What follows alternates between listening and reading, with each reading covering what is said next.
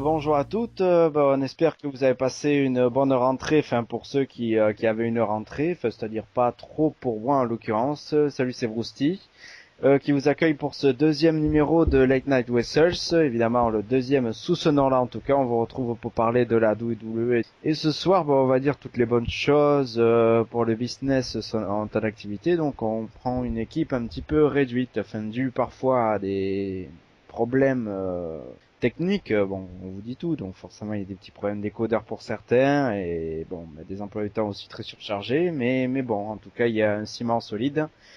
Avec le retour de quelqu'un là qui a passé des vacances ensoleillées, enfin à travailler aussi. Salut Gus. Salut Brousty. Eh Je oui, peux te dire je peux te dire un petit mot? ça dépend sur qui, on va voir. Alors attends, non, parce que non, je m'en vais, tu vois, j'étais tranquille et tout, j'étais content, je m'en vais, on était 8, là on est 3. J'animais, j'anime plus, oh merde alors. Ah oui, c'est une réduction de budget. C'est une réduction budgétaire, c'est ça. Salut à toi, salut à tous. Eh oui, voilà, vous avez la vraie raison, effectivement, c'est qu'on pouvait pas payer plus. La Renault par exemple demandait trop, faut le dire clairement. Donc. Non, non, non, mais oui, c'est ça.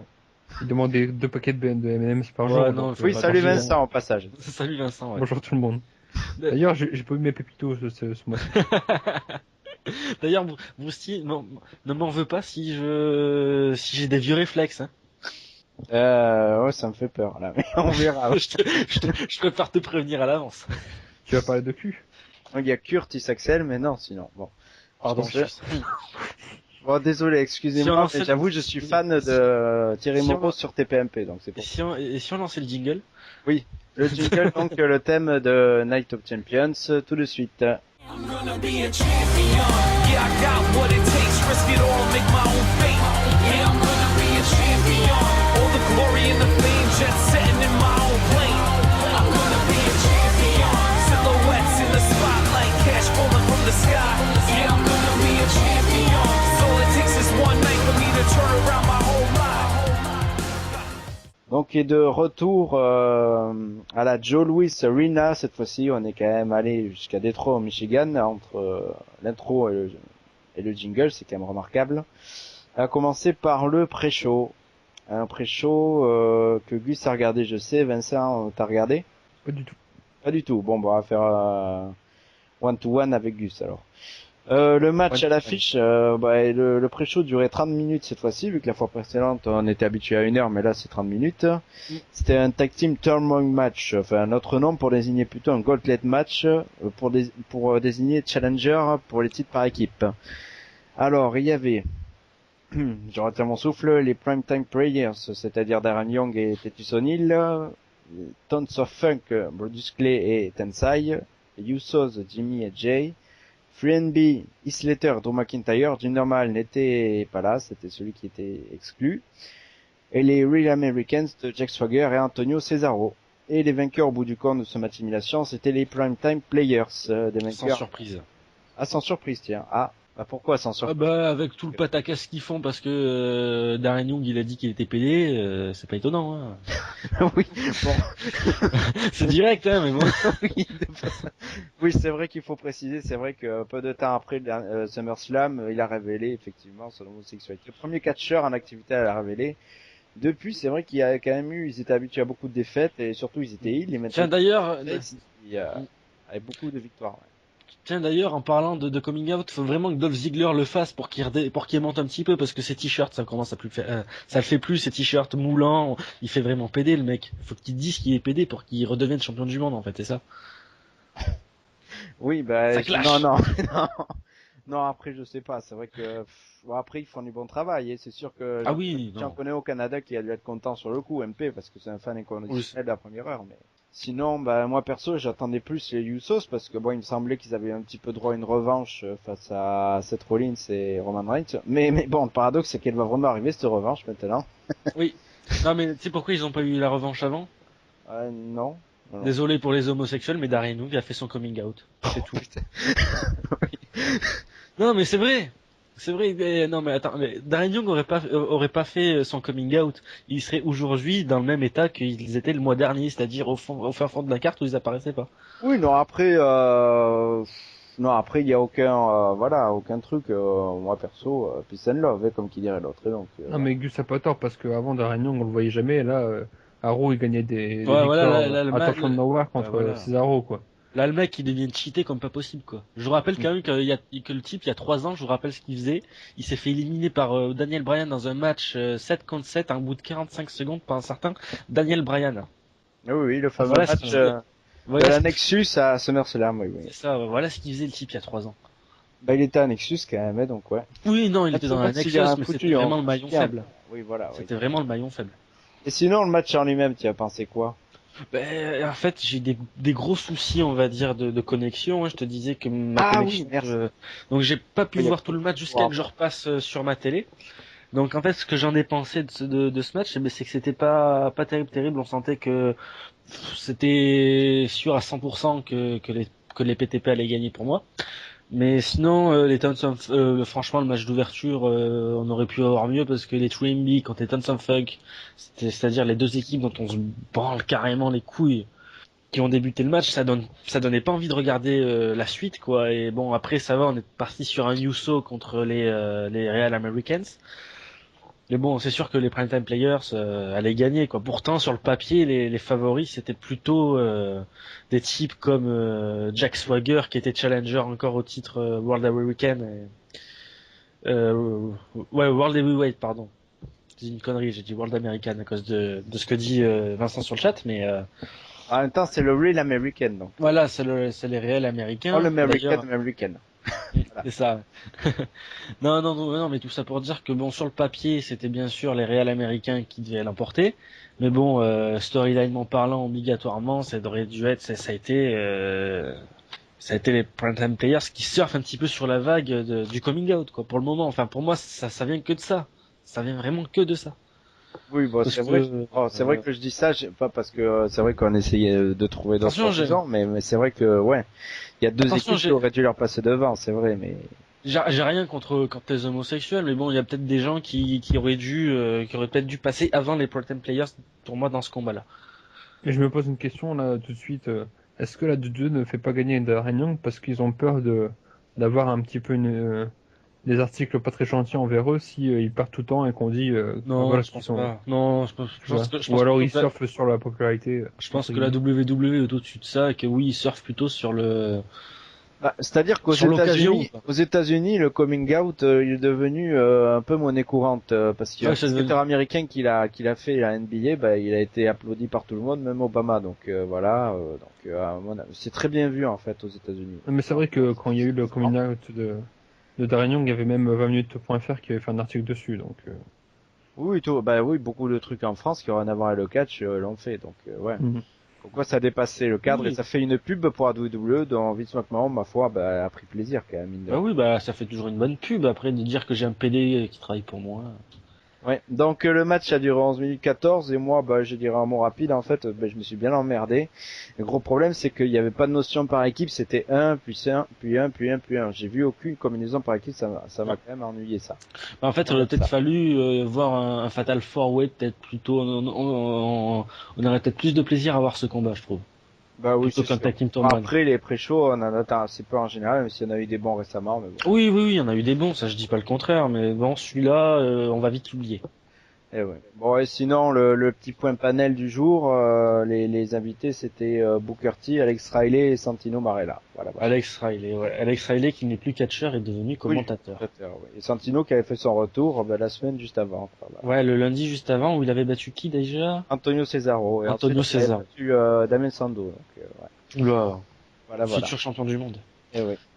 Mais en attendant, on démarre le pay-per-view en lui-même avec Triple H qui vient de dire quand même un petit changement là pour le main event dont on parlera plus tard et qui ensuite a été interrompu par Paul Heyman et Curtis Axel qui ont débarqué. Paul Heyman qui est un peu rouspété forcément parce que il est sous le choc du match qu'il devra disputer là plus tard, le fameux match sans disqualification. Bon, on en parlera plus tard.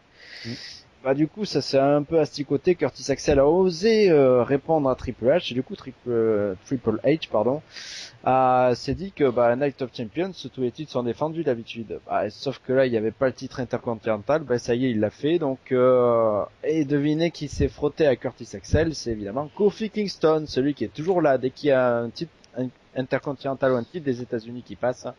Il est là, mais Curtis Axel a résisté, l'a battu après 13 minutes 56 secondes. T'as pensé quoi, Gus? Oui. J'ai eu peur, hein. Vraiment, hein. J'ai eu peur parce qu'à chaque fois que Kofi Kingston est dans cette situation où le mec, enfin, c'est un match pour le titre qui n'est jamais prévu. À chaque fois que Kofi Kingston est challenger de ce type de match, il gagne. Donc j'ai vraiment eu peur qu'il remporte le titre intercontinental pour la 46e fois de sa carrière. Mais heureusement que la WWE est pas conne et continue le règne de Curtis Axel. Hein. Heureusement. C'est tout ce que j'ai à dire. Sinon, le match en lui-même, étant donné que que les deux catcheurs m'intéressent pas énormément dans le ring, je m'en foutais un petit peu en fait. Donc je vais pas te mentir en disant que je me suis ennuyé. Et Vincent, même avis ou sur le match? Non, moi, ça va, c'est des catcheurs qui me laissent pas indifférent. Après, voilà, forcément, il y a mieux qu'eux, mais disons qu'ils ont donné un opener assez bon. Mais je trouve que le match est un peu à l'image de tout le pay-per-view. C'est pas mauvais, mais on s'en fout, quoi. Voilà. Merci Vincent. Mais d'ailleurs, avant le pay-per-view, c'est limite si tous les fans en fait se foutaient un petit peu qu'il y avait un pay-per-view presque dimanche dernier, hein, parce que personne en a parlé. Ce pay-per-view là, il était vendu comme de la merde par la WWE. Faut dire ce qui est. Bah, c'est surtout que ça suit SummerSlam. C'est qu'il y avait une story par-dessus les autres, c'est tout. Pas, voilà. Non, mais oui, non, il y avait tout le reste, c'est sûr. D'accord qu'il y avait une story par-dessus les autres. Mais justement, c'est la story qui est censée venir qui est censée nous faire dire putain vivement le pay-per-view quoi. Mais même là, non quoi. J'ai regardé Money in the Bank. Il y avait une seule story qui tenait la route en 2011, hein, je vous parle, hein, le fameux Summer of Punk où il y avait vraiment qu'une seule story. Mais putain, on l'attendait le pay-per-view. Mais là, non, on l'attendait pas.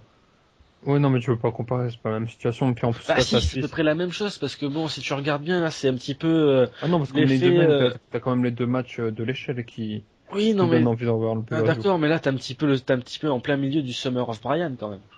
Ouais, mais justement, t'attends le main event, mais t'attends pas forcément... je veux dire, le match des Divas, voilà, c'est à part, le match... le match intercontinental, c'est à part. Ouais, mais non, ce main event-là, il aurait dû nous faire donner l'envie d'acheter le pay-per-view.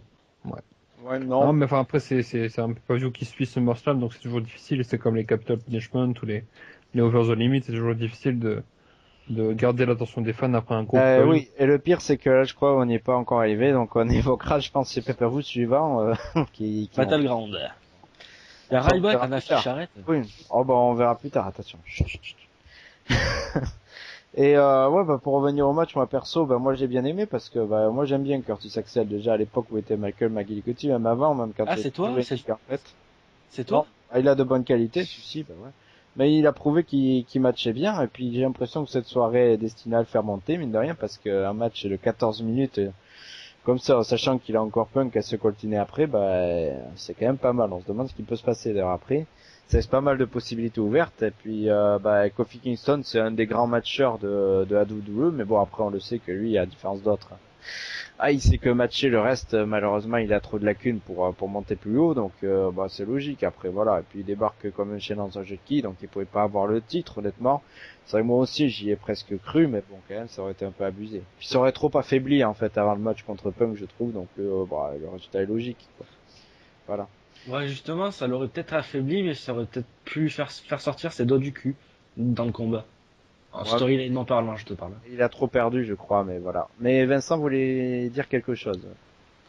Oui, je voulais dire, c'est quoi cette manière de débuter un pay-per-view avec un segment? On a eu le même tour avec SummerSlam. Je trouve que c'est pas vraiment...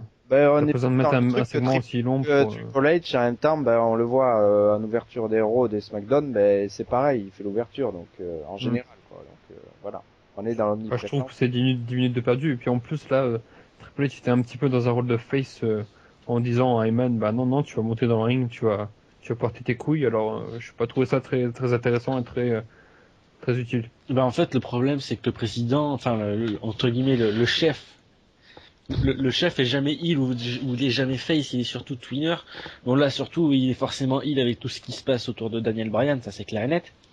Mais bon, il a aussi chef des heals, c'est ça qu'il faut pas le dire. Et bon, il fait son travail en disant que, ah ouais, tu fais le malin avec moi, et ben, ce soir, tu défendras ton titre quand même. Ils sont pas potes, c'est peut-être 2 heals, mais ils sont pas potes, quoi. Non, enfin, j'ai pas trop l'intérêt de ce segment, quoi. Puis bon, c'est aussi le patron de la WWE a le droit de faire un, de faire Pour un moi, discours. ça passe beaucoup mieux que les 15 premières minutes de SummerSlam qui étaient catastrophiques avec The Miz qui fait un C'est discours sûr. pour dire Oui, qu'il fait voilà. un discours et puis voilà quoi. Mais bon. Non, mais moi je trouve que c'était mieux lancé et puis c'est limite plus intéressant le pay-per-view presque avec l'affaire. Mais bon, on verra ce qui est au milieu en tout cas avec la suite, je crois. Non, là je vais pas faire la formule. Là. Il y a du copyright donc je peux pas. Vas-y, je t'autorise, je passerai pas plainte. On passe à la suite, messieurs. Oh, c'est à moi ça. Hein. Ah bah c'est pour ça. T'as pas porté. Tu devrais un paquet de Bounty à Gus. Voilà. Ah oui. Non, pas les Bounty, j'aime pas. Oui d'accord. Et tu Moi, c'est là. Prends-moi des Mars ou un Big Testy à McDo. D'accord, oui. Bon, on verra si Jelly elle sera d'accord parce qu'à mon avis, vu son corps, je pense pas qu'elle en consomme beaucoup. C'était le Fatal 4-Way pour le titre des Divas, où elle affrontait les trois des Divas qui participent à Total Divas, c'est-à-dire Natalia, Brie Bella et Naomi. Bon, malheureusement, on a appris une info toute récente. Natalia a perdu son chat Gizmo, le fameux chat qu'elle. Oh. Donc condoléances. Mais mine de rien, c'est vrai, sans déconner, ça se coupe pas mal. C'était une des stars de Total Divas, donc voilà. Sérieux? Elle s'est mariée, oui, s'est mariée à Tyson Kidd aussi d'ailleurs. Voilà, évidemment. Depuis le temps qu'ils Elle étaient s'est mariée quoi? avec Tyson Kidd. Oui, ça, je sais. Ouais. Tant qu'ils étaient ensemble, bah voilà, autant qu'il fallait le faire. Donc, dans le lot, LG, ça n'est quand même sorti après 5 minutes 40 et mine de rien à peine. Hein. En faisant la soumission sur Natalia, t'as pensé quoi, Vincent, spécialiste diva? Un bon spécialiste Ah, c'est maintenant. pas Verpa? Oh bah écoute, il faut bien endosser notre rôle. Il commence par V, donc je sais. Ouais, on va dire oui. Hein. Ce match a bien démarré, je trouve, avec Brie Bella. Mais bon, après, c'est parti dans les travers des divas, plein de botches. Surtout avec Naomi, son crossbody qui part 36 mètres au-dessus de Natalia. Puis après aussi, Oh, ouais, ça c'était violent quand même. Hein. après, elle s'éclate aussi le genou quand Jelly vient lui écraser la face sur le tablier, mais en fait, c'est le genou qui se casse la gueule. Donc, ouais, un fourre-tout. En plus, Jelly gagne avec une soumission. Elle a pas fait grand-chose dans le match. Donc, Oh, bah, elle a rien fait. Hein. En même temps, c'est son rôle, il faut le dire quand même. Elle était en infériorité numérique, carrément seule au monde. Il y avait un segment juste avant où elle était lâchée, parce qu'il est pas trop mal par Alicia Fox, Aksana et Leila. Donc voilà. Ouais, mais c'était C'est le jeu qu'elle était toute seule et ça la rend plus forte, mine de rien quand même. Ça- Contrôler. En fait, ouais. Voilà. ouais, mais T'en penses pas d'ailleurs, tiens. moi là-dessus, c'est plutôt moi ce que j'en pense, c'est plutôt le match promo Total Diva, quoi, c'est tout. Maintenant, il y en a un à chaque show, donc même en pay-per-view, on en Et a c'est un. vrai que Après, il y a les nanas qui les accompagnent tout le temps aussi. Oui, voilà, donc il y a Jojo, il y a qui, il y a Eva Marie. Voilà. Eva Marie, j'en ferais bien mon petit 4 heures quand même. Oh, parce Elle est partie. que Scarlett. Elle est, c'est ça, ouais. oh, Scarlett Bordeaux. Oui, bon.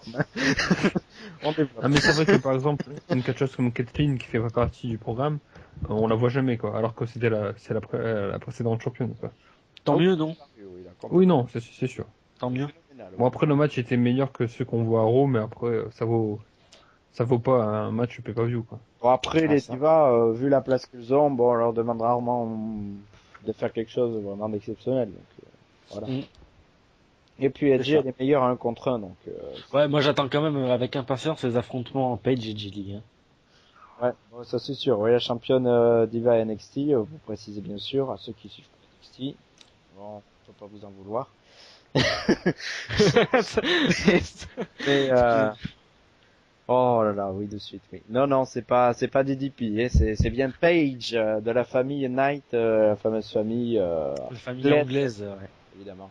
Un vrai phénomène, cette petite, elle va aller très très loin. Oui, c'est prévu, oui. Donc voilà. Pour conclure cette page diva, je crois, non? C'est bon? On peut Oui, non. passer oui, à l'enfant chéri de Détroit, Rob Van Dam, qui était accompagné par Ricardo Rodriguez, qui est devenu son nouveau meilleur ami, et qui défiait Alberto Del Rio, même si c'est plus trop dit ça comme ça, quoique si, Liane Garcia le dit encore, pour le titre poids lourd et victoire de Rob Van Dam par disqualification après 13 minutes 07 parce que Del Rio n'a pas pu lâcher la soumission dans le coin alors que il était complètement accroché au corps de Van Dam, donc il n'y a pas de problème. Bah, Del Rio évidemment conserve de ce fait le titre et puis un truc curieux quand même l'après-match aussi, déjà bon le match en lui-même, mais l'après-match quand même Van Dam met quand même KO Del Rio et puis Sando ne vient pas du tout, ça m'a un petit peu choqué. Donc il sentait peut-être pas prêt. Ça devient une habitude. Maintenant, je pense que la WWE veut pas non plus se précipiter sur Damien Sandow, qui enchaîne les défaites en ce moment, donc c'est pas non plus gravissime. Ouais, mais le match sinon en lui-même, tu as pensé quoi? Mais pas vraiment mauvais. Ils font tous les deux spectacles, hein. Mais encore une fois, je sais pas, Rob Van Dam contre Alberto Del Rio, c'est pas une affiche qui m'attire vraiment. Par contre, je vais faire mon mea culpa. J'avais dit quand on avait annoncé l'arrivée de Rob Van Dam pour Money in the Bank, oui, bah oui. On avait dit il faut attendre. C'est vrai que c'est un nouvel homme mais par rapport à TNA donc. C'est voilà, j'avais dit des choses pas très très gentilles comme quoi le type était cramé. Le type est pas non plus monstre de guerre, attention. C'est pas non plus le Rob Van Dam de 2006, hein, on est d'accord. Mais c'est quand même du très bon niveau. C'est quand même meilleur que certains types qui sont en haut de la carte actuellement. Randy Orton. Ryback. Oh. Il est pas en haut de la carte. Ça va pas tarder, mais bon. Ça va pas tarder. Ouais. Ça va pas tarder. Mais non, mais tout ça pour dire que voilà, je fais mon mea culpa. J'ai dit que c'était peut-être une mauvaise idée qu'il fallait, mais bon, pour le moment, il me convainc. J'ai pas vu tous les matchs, hein. J'ai vu que les matchs de pay-per-view de Rob Van Dam pour le moment et certains draws. Mais ouais, pour le moment, je suis assez convaincu par le bonhomme. Ah oui, d'accord. Mais Vincent, t'as pensé quoi de ton côté? Convaincu par Van Damme Alors déjà, moi j'ai été étonné de voir que Van Damme c'est bien, mais bon. Ah oui, par contre, un truc que j'ai pas compris, hein, parce que excusez-moi, je suis parti 2 mois, j'ai pas pu tout suivre non plus. Ricardo Rodriguez avec Rob Van Damme. What the fuck? Voilà, c'est tout. Van Damme a bien eu Alfonso dans les années 90, donc. Ouais, mais non. Ouais, puis c'est plus mis en face parce que Del Rio l'a détruit, donc voilà, c'est pas la même comparaison. Ouais, mais moi j'ai raté ça. Voilà. Bah oui, c'est vrai que là, Vincent, c'est pas une comparaison quand même, on n'est pas non plus dans. Mais bon, voilà. Toi, tu pensais quoi du match alors? Oui, donc je disais, j'étais étonné de voir que Van Damme a combattu le vendredi et le samedi en off-show pour la 2, parce que bon, à son âge et puis vu son contrat, 42 j'étais assez ans étonné. et oui, le contrat d'ailleurs, petite précision, c'est 90 jours d'activité et 90 jours sans activité, ce qui veut dire que soit après Battleground, soit après l'Innocel, il va s'absenter pour 90 jours. 3 mois, voilà. Non, ça tant mieux, au moins il va nous revenir en forme pour la retour de Samania, quoi. Oui, voilà, bah, ce sera pour ça, oui. Oui, non, le match est plutôt correct, j'ai trouvé.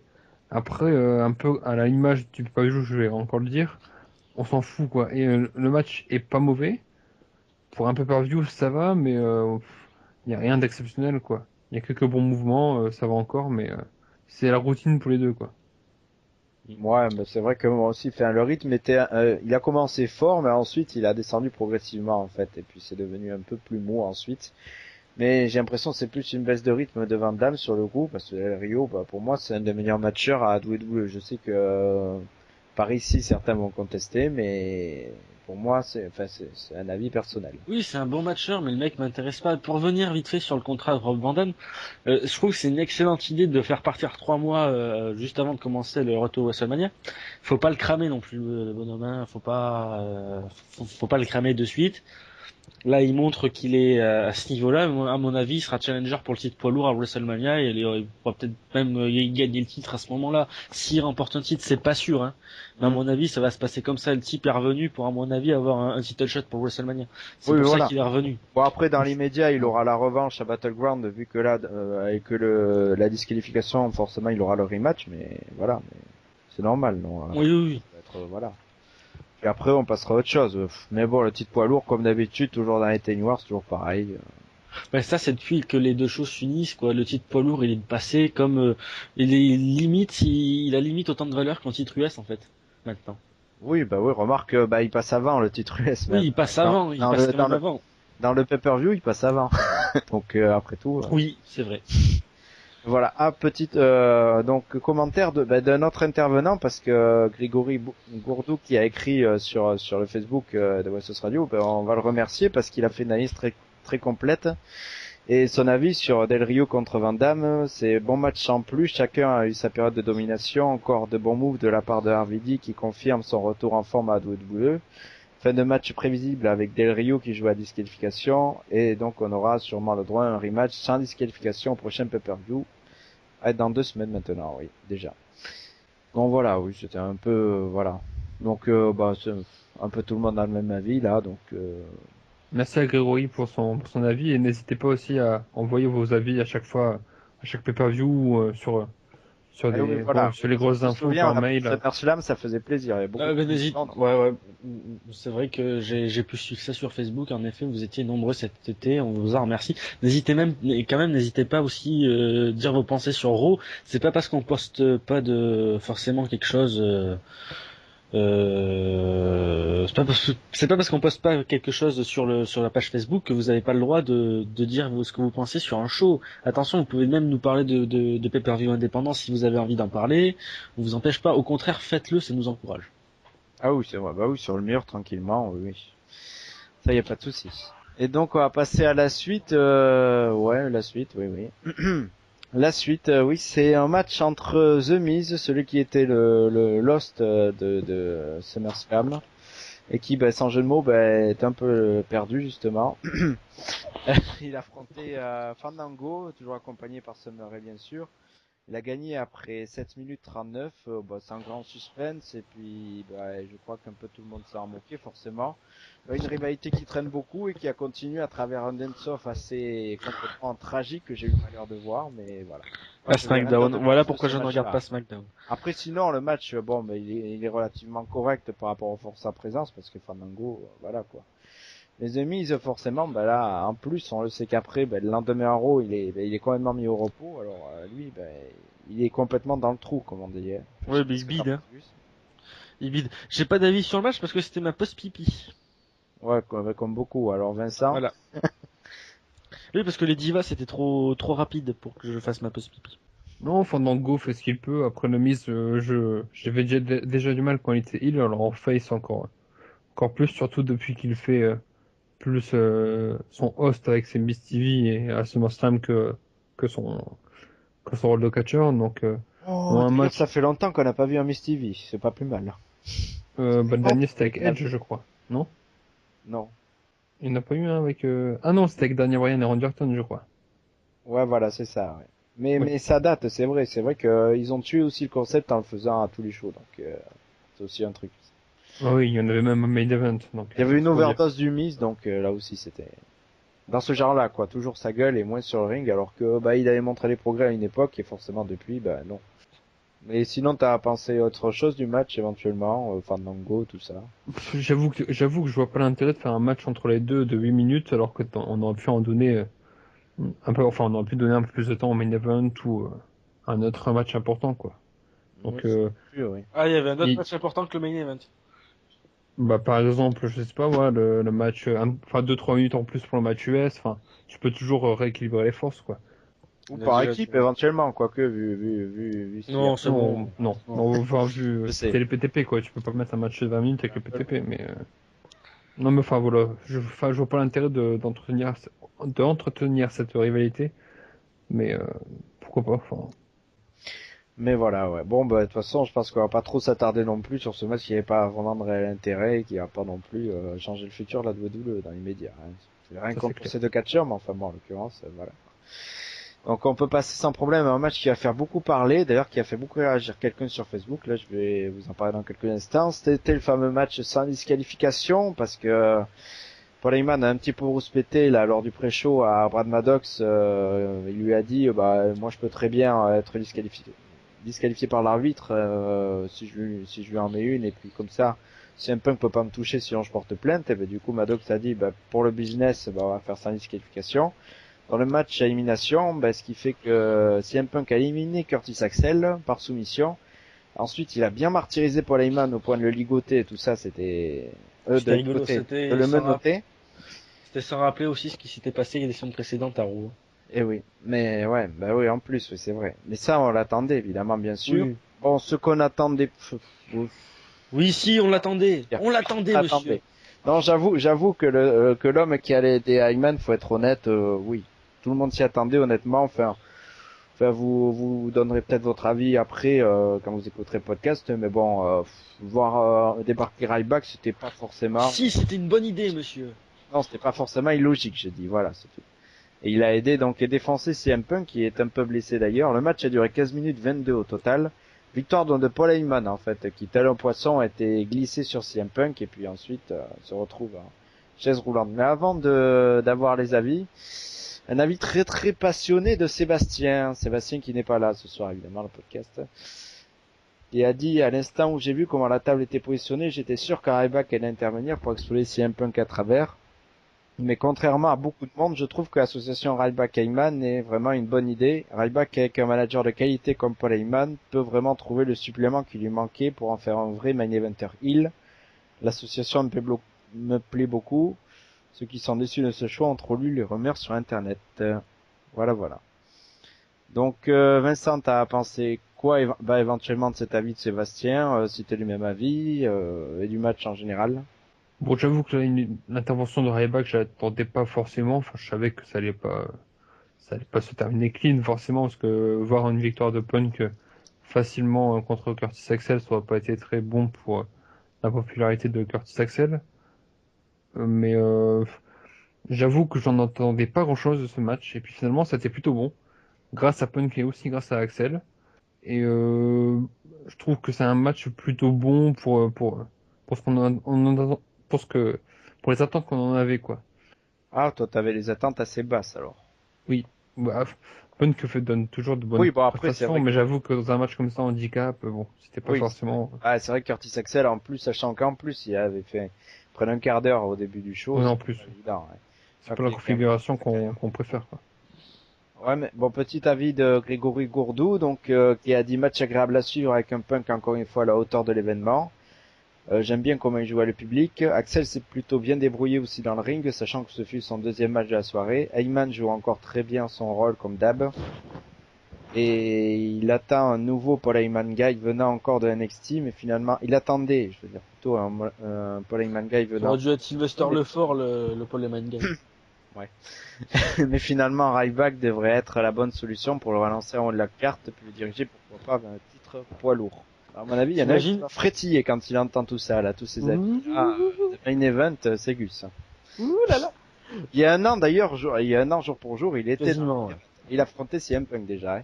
Pour le site de la WWE à l'époque. Tout est inversé. À l'époque, CM Punk était... Mais tu vois, tu sais quoi, c'est une bonne idée. C'est une très très bonne idée. Alors moi j'ai joui, hein, vous vous en doutez tous. J'ai joui, j'ai changé de pantalon quand j'ai vu Ryback faire ce Spinebuster à travers la table. J'ai kiffé forcément. Je me suis dit oh yeah, il remonte, ça y est, alors que tout le monde l'enterrait. Ouais, trop cool. Finalement j'étais content. Ryback est pas mort. Ryback est même en lice pour devenir un futur champion du monde cette fois-ci. C'est pour de bon, messieurs. Voilà. On verra. J'ai fait taire des mauvaises angles. Et puis bon, t'imagines, ça aurait été Sin Cara qui aurait débarqué pour... Oh, ça y est. Ah, mais c'est là qu'on parle de Sin Cara. C'est maintenant qu'on parle de Sin Cara. J'ai trouvé la forme. Oui. Oh, ça aurait été réaliste, n'empêche. Surtout après, j'imagine bien Sin Cara dire, moi, après il enlève son masque. Être humain, et puis... Ouais, non, mais t'imagines, après il enlève son masque. En fait, je m'appelle pas Sin Cara. J'ai un visage. Oh bah ça, la TNA, tu sais, ils l'ont déjà fait avec un personnage masqué récemment, hein, pour le petit aparté. Donc après tout... c'était oui, le personnage de Suicide, Non, ils l'ont démasqué. Oui, complètement. Mais quelle bande de cons. Oui, bon, bref, c'était l'aparté TNA. et puis, voilà. Bah, moi, le match, moi, j'ai bien aimé la période de Curtis Axel, CM Punk. Honnêtement, pour moi, Curtis Axel, s'il passait un test, à mon avis, quand même, à l'occasion, après pas mal de défaites, ces derniers temps, même si là, il s'est pris la soumission, il a quand même bien tenu la dragée haute face à CM Punk. En même temps, c'est sûr que voilà, comme vous l'avez dit, c'est quand même un super matcheur, CM Punk, donc, après tout, voilà. C'est normal. Et après, il joue bien quand même le rôle, les regards qu'il y a eu pile au moment après que Curtis Axel a été soumis. Le regard de dingue de CM Punk et puis les gros yeux de Paul Heyman. Oh, c'était énorme, ça. Ah, moi, j'adore toujours le regard. Alors, Paul Heyman dans les attitudes, c'est vrai, comme le dit Grégory, c'est vraiment énorme, ça, toujours, hein, Paul Heyman. Et puis, évidemment, bah, Paul Heyman est un j'étais monstre. sûr qu'on allait le voir. Mais ouais, il est amoureux de Ryback, ça, par contre. Paul Heyman est un monstre de charisme. Ouais, mais le problème, c'est que, il est amoureux de Ryback, là, maintenant. Oui, non, on l'a abandonné l'idée. Ouais, mais écoute, à Raw, moi, il y a une image qui me choque. Le lendemain, c'est quand même qu'il nous fait un suçon. Mais il fait vraiment un Susan? Vraiment, vraiment. Bah, et en tout cas, c'est très suggéré, quoi. Non, vraiment. Très, très suggéré. Dans la table des commentateurs, ils en parlaient tout. Donc, voilà. Oh là là. Donc voilà. Mais- Mais bon, Non, mais la après, ça WWE, donne un quand trio même, assez tu vois. fort. Ouais. C'est sûr que ça aide Ah oui. qu'il s'accèle, hein, parce qu'il a Ryback derrière lui qui peut l'aider à gagner ses matchs. Comme Il n'empêche que, je vais te dire un truc, tu vois que la WWE veut surfer sur la vague d'Aren Young avec l'homosexualité. Bah peut-être, c'est vrai que là sur le coup, oui, avec le personnage de Paul Heyman qui vire un peu avec Ryback, c'est un peu curieux, c'est à voir ensuite. Et un discours Bientôt, bizarre, il va plus, tu sais que bientôt, tu sais que Ryback, bientôt, il dira plus feed me more, il va dire feed me dick. Mais oui, non mais en plus il le dit plus depuis un moment, ça je sais pas si t'as... Ah ben Oui, oui, je sais, mais c'était pour maintenant, il est toujours sur les Ryback rules. C'était pour faire une boutade, monsieur, elle était ratée, et alors? Ah oui. Non, maintenant il dit tout le temps je suis une brute et non, je suis pas une brute et je déteste les brutes. Donc du coup, moi j'en ai appris les brutes. Donc voilà, après on sait que à Battleground, en plus il est à l'affiche de Pay-Per-View, mais ça veut pas dire qu'il fera le main event, ça a jamais été le cas, sachant que Artruth qui est quand même à l'affiche de Hell in a Cell. Artrousse. Et voilà, défense. Mais voilà, bon, mais sinon voilà. Après on va voir les progrès justement d'un an sur l'autre, parce que d'une année sur l'autre, parce qu'autant Gus, tu devais être à peu près le seul à avoir apprécié les matchs entre eux l'année dernière, je crois. Lequel, Ryback, Punk? Ah oui, évidemment. J'ai pas dit que j'avais apprécié, non plus, faut pas être... Non, je sais pas, attention, il y a apprécié et ensuite il y a adoré. J'ai pas dit que t'as adoré non plus. Ah voilà, oui, Apprécié, forcément, c'est- vu j'ai le bien aimé. niveau, vu le niveau in-ring de Ryback, c'était pas non plus dégueulasse. C'est ça que j'avais dit. Voilà, oui, voilà. Que je vous avais trouvé dur. Oui, Parce que oui. c'était le premier main event de Ryback. Moi perso, tu sais, moi j'ai toujours un peu un a priori.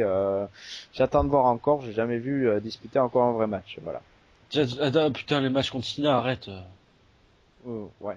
Bon, Arrête, attends, non, attends. Enfin, Attends, non, on va pas quand trop même y revenir. Mais non. moi, j'avais déjà donné mon avis que moi Non, mais j'étais très séduit par le rythme, c'est tout. Voilà. ah ouais, non, mais attends, moi, le match en last man standing, je l'ai trouvé excellent. Moi, je lui ai donné un 4 étoiles à ce match-là.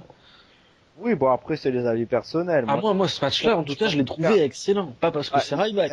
Il y en a qui peuvent pas se piffrer Del Rio, alors que moi je trouve que c'est un bon match-up. Moi, tu vois, voilà, moi Ryback, ça trouve, voilà, après c'est un avis personnel, et puis voilà. Après, tant mieux, ouais, s'il fait un gros match à Battleground et ensuite à Hell in a Cell, voilà. Et tout va dépendre de la santé de CM Punk aussi, parce que, pareil qu'il lutte un peu blessé, mais bon, après les rumeurs d'internet, je me méfie toujours, moi. Punk c'est Punk en même temps, hein, donc voilà. Oui. Mais non, voilà. Moi, est-ce qu'il y a quelque chose à rajouter éventuellement sur ce match? Sinon après on passe à la demi-heure The Shield. Pas à demi-heure de podcast sur The Shield, à la demi-heure de pay-per-view The Shield. Non, bon alors on peut partir sur le titre des États-Unis avec Dean Ambrose qui affrontait Dolph Ziggler. Voilà, t'en parlais tout à l'heure Gus. Dean Ambrose est sorti vainqueur clean pour une fois. Pas de disqualification. Et non. Bon, Il a conservé après 9 minutes 37. Voilà.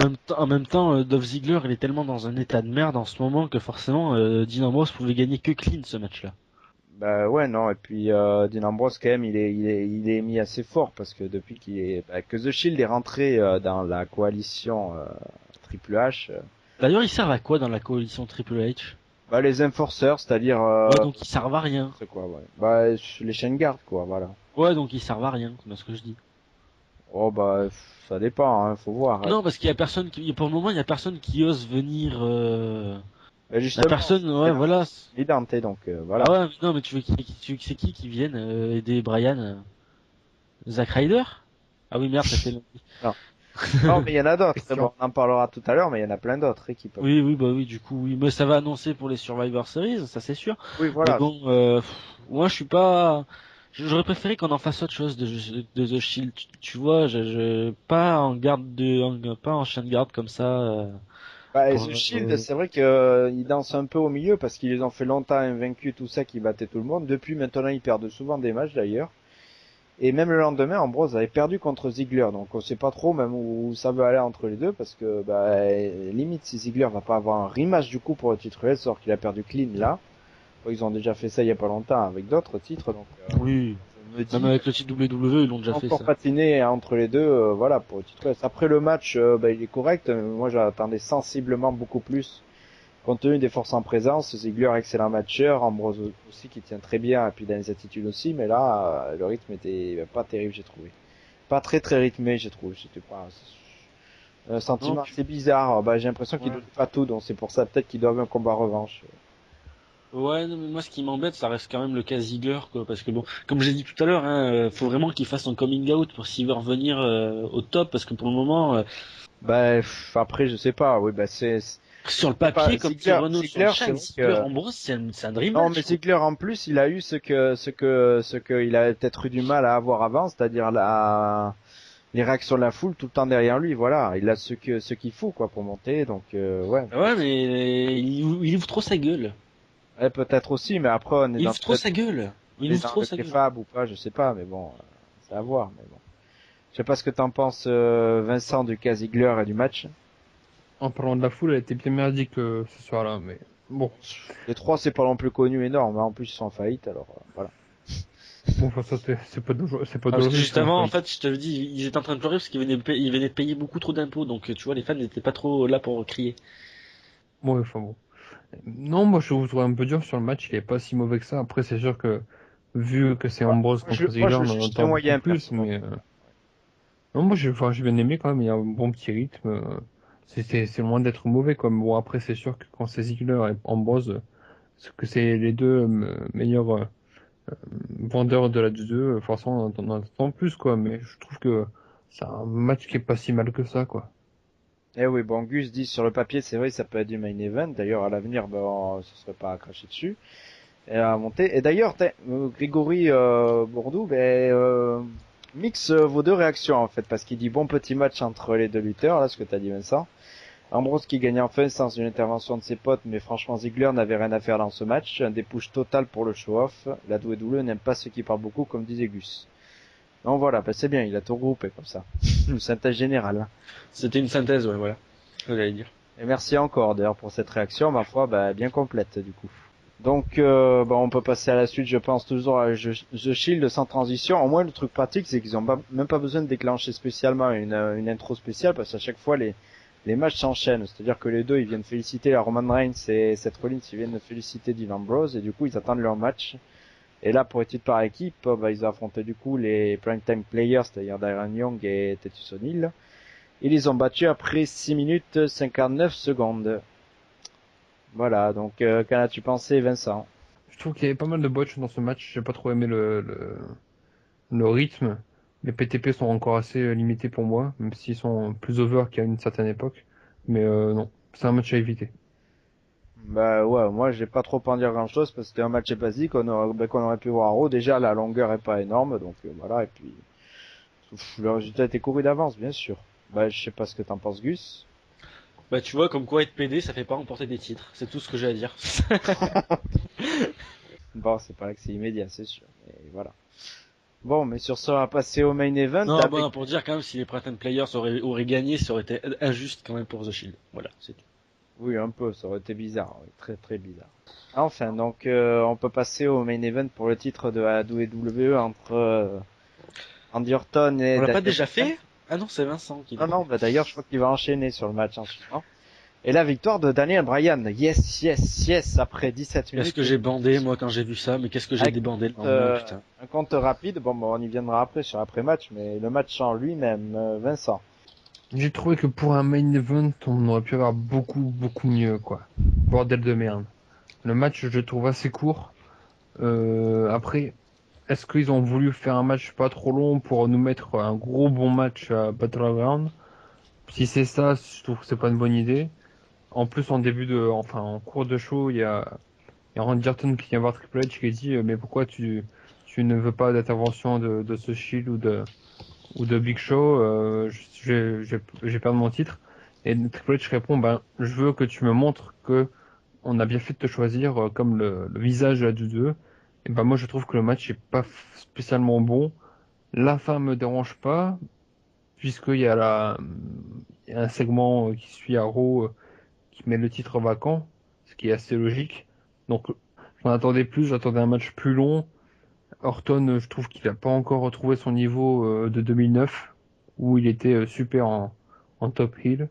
Là, j'ai trouvé que c'était assez... c'était bon, quoi, parce que forcément, il y a Brian, mais j'en attendais beaucoup plus, quoi. Bah ouais, pareil. Bah en fait, il y a un paramètre qui me dérange un petit peu. On en avait beaucoup parlé là le week-end. C'est que il y a eu donc plusieurs house shows de la WWE les 2 soirs précédents. Et Daniel Bryan a lutté lors des 2 shows et Randy Orton était bien au repos. Donc Randy Orton, on pouvait s'attendre à ce qu'il quand même sorte la sauce. D'ailleurs lui-même, il avait un peu annoncé dans une interview avant, je peux faire 20, 30, 40 minutes même contre Bryan, n'a pas de problème. En fait, sauf pour moi, j'ai pas trouvé qu'il était dans le rythme. Déjà que lui, il est pas réputé rapide. Là, j'ai trouvé vraiment lent comme d'habitude. C'est-à-dire, on aurait dit qu'il avait lutté lors des 2 soirées précédentes, en fait, alors que c'était pas le cas. Ça m'a un peu gêné. Là, c'était le mauvais Randy Orton, je dirais, celui qui, même contre Bryan, n'arrive pas à fournir la prestation majuscule. Et là, à la comparaison un mois après. Avec Cena, il n'y a pas photo, quoi. C'est ça le truc qui fait un peu mal à Randy Orton. Surtout qu'il perd de façon, voilà, quand même relativement clean. Voilà, après on y reviendra, mais le match en lui-même, Gus, t'as pensé quoi? Le match en lui-même était à deux visages. On a vu des bonnes choses comme des moins bonnes. Ce que je peux y reprocher, c'est comme vous avez déjà dit, Randy Orton, vraiment très très très très lent. Il y a mis, il y a pas mis du sien dans ce match en fait. J'ai trouvé aussi très répétitif parce que les topés suicida de Daniel Bryan, à force, le topé suicida va devenir une prise trop ordinaire et à chaque fois quand on va la voir, maintenant quand on voit une topé suicida à la WWE, on fait bon ouais ok d'accord. Ah oui, non, mais moi ça va pas déranger perso, enfin, parce que Ouais, quand mais Bryan non, il mais sort quand ses je veux séquences de dire, rythme, ça dynamise. oui, non, mais ça, je suis d'accord avec toi, mais quand t'en fais 4 à la filée, ça fait beaucoup. Pareil, quand il court vers le coin opposé, qui se fait rebondir avec et qui enchaîne sur un missile dropkick en courant, c'est pareil. On l'a vu 3-4 fois à la filée, c'est pareil. Trop de répétitions, j'ai trouvé dans ce match. C'est vraiment dommage parce que je m'attendais quand même à mieux, mais c'est vrai que Randy Orton... Enfin, on peut pas dire non plus que Randy Orton parce que bon, le mec, voilà quoi. Le mec il met pas du sien. On dirait qu'il a un titre, mais on dirait que ça lui a pas plu de l'avoir avec le Money in the Bank en fait. Il aurait Après, préféré l'avoir avec autre chose. Randy Orton, on le sait, enfin, c'est pas un peu pour cracher rien du tout, mais des fois il en fait un peu à sa tête, alors peut-être que, comme il savait à l'avance qu'il allait perdre le titre, est-ce que inconsciemment ça lui a fait faire une performance par au-dessus du lot, alors que peut-être que s'il avait su qu'il conserverait le titre, il aurait peut-être envoyé plus, j'en sais rien. C'est vrai que là je spécule, et vraiment. Oui, non, mais faut pas non plus spéculer, et s'imaginer des choses parce que sinon on n'a pas fini. Mais non, moi ce match-là m'a pas non plus m'a pas emballé. C'était le main event. Je l'attendais vraiment ce match. Pour dire que je l'attendais, c'est que j'étais même prêt à acheter le pay-per-view juste pour voir le match. Mais putain, je me suis fait chier. Il aurait peut-être fallu une intervention. Ouais. Ouais, peut-être. Il aurait vraiment, sûrement fallu une intervention parce que ça aurait peut-être animé le combat. Je suis pas sûr. Moi, franchement, je vais pas te mentir, j'aurais préféré une intervention et un temps du Big Show plutôt que de voir ce que j'ai eu. Non, ça aurait fait trop de choses avec en plus le tombé de la fin. Ça aurait fait trop de overbooking, quoi. Mais en fait, tombé de la fin, mais non, mais Bryan n'aurait pas gagné. Mais en fait, il y aurait pu avoir les interventions, à mon avis, s'il y avait pas eu Battleground après, s'il y avait eu directement celle, je pense que là, il y aurait eu des interventions. Non, mais déjà que certains fans se sont plaints auprès de leur ouais, alors ça, c'est de leur opérateur pour se faire rembourser. Non, mais ça, c'est des petits chieurs, ça faut arrêter un petit peu. Non, mais je veux dire, déjà que la fin n'a pas plu, alors si en plus tu mets un truc pour en fin de pay-per-view, Big Show qui intervient, ouais, mais voilà, mais là, la fin du show, elle aurait été validée. Parce qu'ils ont été remboursés justement parce que la fin du show n'avait pas été validée par la WWE elle-même au final, parce que Triple H retire le titre le lendemain à Daniel Bryan. Ouais, j'étais deg au fond de moi. D'ailleurs, attendez, avant d'y passer un peu aussi, hein. Oui, d'ailleurs, avant d'y passer, là, la réaction de Grégory qui dit bon match surtout grâce encore une fois au dynamisme et à la fougue de Bryan. Heureusement qu'il est là en ce moment, il est clairement au sommet de sa carrière depuis quelques mois. J'étais surprise quand même avec l'American Dragon récupère le titre grâce à un fast count de l'arbitre. Bah, d'ailleurs, voilà, bah, on va y rebondir de suite, d'ailleurs, du coup. Ah oui, c'est vrai, forcément, on le savait, là, et Arrow, ça débouche sur le renvoi de Scott Armstrong. Ah, mais il s'est fait virer, du coup, parce que du coup, j'ai rien compris, moi. Bon, dans la story, oui, et de toute façon, hein, Triple H, il lui a dit, on va te verser les indemnités, je vais prendre soin de toi, mais voilà, quoi, tu te barres. Donc, oui, voilà, bah oui. Donc, et puis, le titre est laissé vacant, bah, jusqu'à Battleground, on le sait depuis Main Event dans une interview, sur le site de la WWE, Triple H a dit que Randy Orton et Daniel Bryan se disputeront le titre à Battleground. Ouais, à Main Event, ils ont annoncé ça, quoi. Oui. Et oui, WWE, putain, Monday Night Raw, ça existe. Non, mais après le déroulé, bah, ils voulaient pas trop faire en suivant. On était sous le choc. On était sur un nouveau Randy Orton, un petit peu, enfin, ancien nouveau, qui était demandé plus vicieux, voilà. Ouais, mais au final, tu vois, Randy Orton, c'est juste une tête de turc, quoi. Enfin, dans les stories, c'est ce que je me rends compte. Parce qu'au final, il fait rien. C'est pas lui qui feud avec Bryan. Lui, il est juste là pour avoir la ceinture et matcher. En même du temps, coup, la story, elle a rien à voir avec Orton, quasiment. Tout le mois qui venait précédemment, tous les témoins Daniel Bryan, même il le disait, et puis après Edge, évidemment, la semaine avant le pay-per-view, disait bien, bah, t'es la marionnette de Triple H, c'est lui qui tire les fils derrière, c'est ça, oui, évidemment. Ah, et Stephanie McMahon, évidemment. Elle, par contre, tu vois, je kiffe tous les McMahon, mais elle, j'arrive pas, c'était d'élite sale gueule, j'arrive pas avec Stephanie. Ouais, bon, non, mais après, oui, c'est vrai, elle est dans la story avec le Big Show, tout non, ça. Sans forcément de story, je sais pas, j'ai du mal. J'arrive pas. Mais voilà, après, je sais pas, est-ce qu'il y a des avis particuliers sur ça? Après, c'était hyper prévisible, de toute façon, que ça allait arriver. Oui, bah, dans ma tête, je voulais pas y penser, mais putain, parce que j'étais trop content, et que voilà, mais que, bon, ça s'est passé. Enfin, bref. Ouais. Bah, alors, on va pouvoir passer aux notes, je pense, sur 10. J'espère qu'elles sont bien prêtes, parce qu'on va y aller. Ouais. Avec Vincent. 4. Je suis peut-être méchant, mais on en avait rien à foutre à ce pay-per-view, quoi. Enfin, voilà, il y a quelques matchs qui sont pas mauvais, même plutôt corrects. Le main event n'est pas mauvais non plus, mais il y a rien de transcendant, il y a rien qui nous fait bander, quoi. Bah, ta note alors, Gus, sur 10? Ma note, moi, franchement, c'était plutôt un petit 4. Un petit 4, comme Vincent. Vincent a bien résumé la chose. J'avais pas vraiment d'attente sur ce pay-per-view, mis à part le main event, et ma seule attente, elle a été gâchée, quoi. Je me suis un petit peu ennuyé pendant le main event, j'étais très déçu. Après, bon, on a vu quand même du bon, hein, le RVD contre le ADR, comme va falloir l'appeler dans les jours à venir, apparemment, était vraiment bon. C'est peut-être limite le show stealer de la soirée, et encore, c'était même pas un 4 étoiles match, quoi. C'était même pas un match à 4 étoiles, et pour dire, c'était pas non plus un match de rêve. Ouais. Et le pay-per-view était quand même moyen, j'ai trouvé, sur la mise en place, sur comment ils ont vendu la chose. Non, j'étais très très très déçu par ce Night of Champions. Rappelons quand même l'année dernière, Night of Champions avait été candidat au pay-per-view de l'année. Ah oui, mais d'une année sur l'autre, Night of Champions 2011 était très mauvais. Je me rappelle. Ah oui, oh là là, une purge. Celui 2012, il était vraiment excellent. Celui 2013, il est moyen.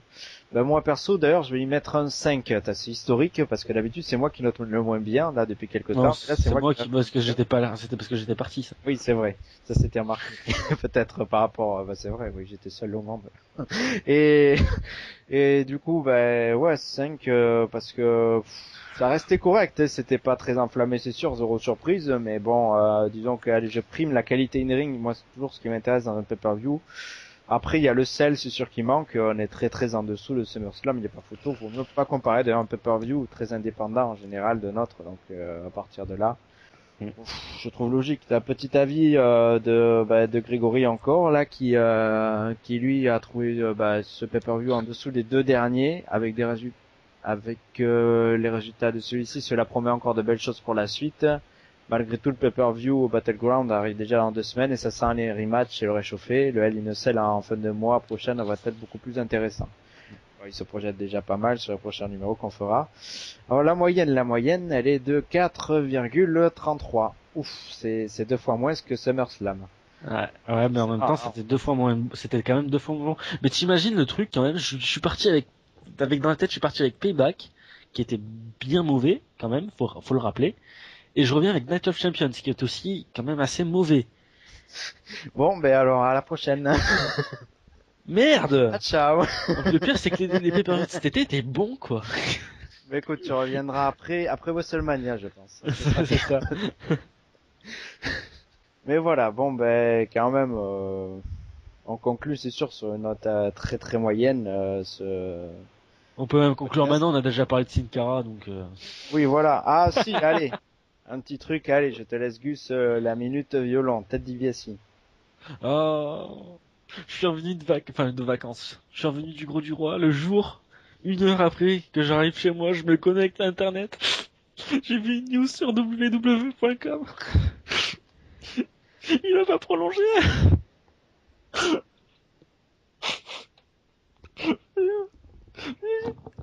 Bon, c'est quand même mieux parce qu'il va affronter Colt Cabana à la FWE dans 1 mois, donc ça me va très bien en fait. Au moins, il va Oui. pouvoir catcher. Il vaut mieux que d'aller à la pêche avec Ezekiel Jackson, JTG, David Otunga, Evan Bourne, tout ça, tous ces gars qui peuvent catcher d'ailleurs. Et Rey Mysterio qui est annoncé de retour dans un autre show, mais bon, c'était déjà le cas le mois dernier et en fait, il Oui. avait pas lutté donc. Non, mais c'est une bonne nouvelle pour toi, Gus, pour avoir Ted DiBiase sur l'émission Chasse et Pêche la nuit sur TF1. Quel bâtard. Oui, l'autre jour, il avait pêché 6 poissons. Oui. Oui. Donc voilà. On peut passer aux partenaires sur ce dossier Ted DiBiase.